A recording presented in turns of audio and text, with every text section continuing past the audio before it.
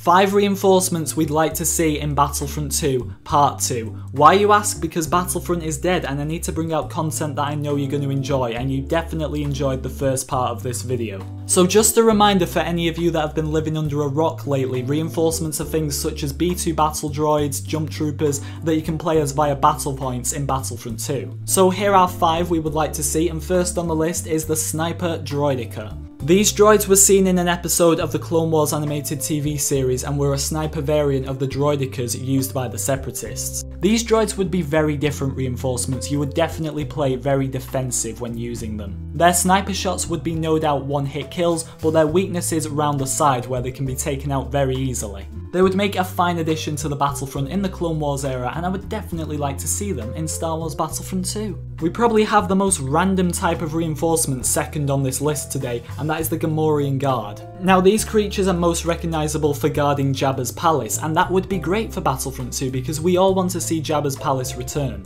Instead of it being like in the current Battlefront where you can see them in the out of bounds area sleeping and doing whatever they were doing, you can actually play as them as reinforcements protecting the palace. The axes they carry would be very different weapons compared to blasters or lightsabers and would introduce some different combat styles. Honestly, seeing one of these guys charging at a clone or a battle droid, something like that, would be pretty funny, and I'd love to see it in the next game. It would be so good. They would no doubt be very strong reinforcements as well. Just by looking at them you can tell they're not going to be easy to take down.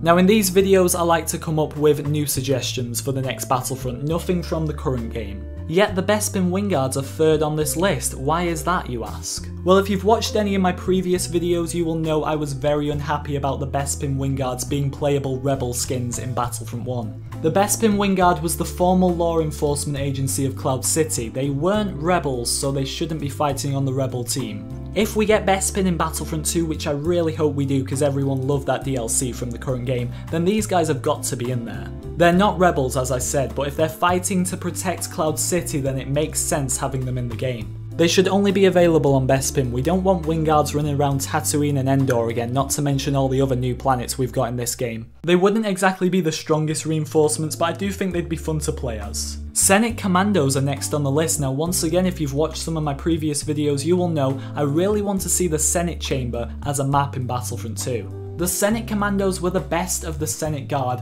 an elite security force for the Galactic Republic. How interesting.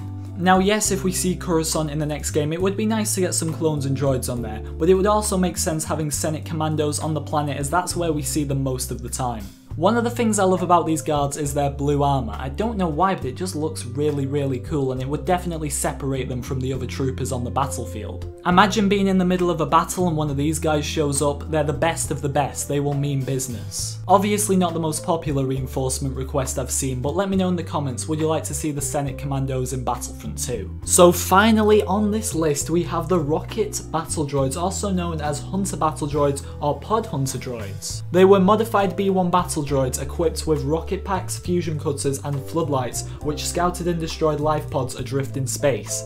Definitely didn't just read all that off Wikipedia. So why do we need these droids in Battlefront 2, I hear you ask? Well, I have one answer, and that is because we are getting space combat. As well as becoming many different starfighters in space, it would also be nice if you could drop onto capital ships as these droids. Now as I said earlier, these droids hunted for pods, so what a good game mode it would be, where there are a few pods drifting around in space and you have to play as some of these droids and try and take down all the pods. I'm actually just noticing as recording this how good these droids would be in the next Battlefront. Like, I can't believe it. These would be great additions. Let me know what you think in the comments section. Not to mention battle droids with rocket packs would be a bit more intimidating than just an average B1 battle droid.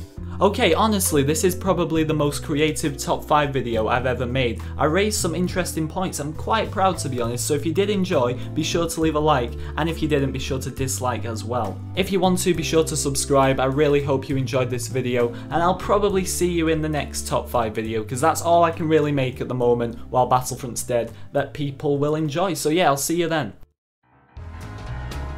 Photochemical smog contains a mixture of primary and secondary pollutants. Its exact composition varies enormously and depends, for example, on the nature of the primary pollutants, the local geography, weather conditions at the time of day, and the length of the smog episode. Photochemical smog naturally occur in the summer during high pressure conditions. Note that even in clean, relatively unpolluted air, there is a small background concentration involved, and this is involved in the series of reactions produced by photochemical smog. Its concentration is increased during smog formation. If there is a light prevailing wind, then the polluted air mass will be transported from the built-up urban area where it was generated and moved across rural areas.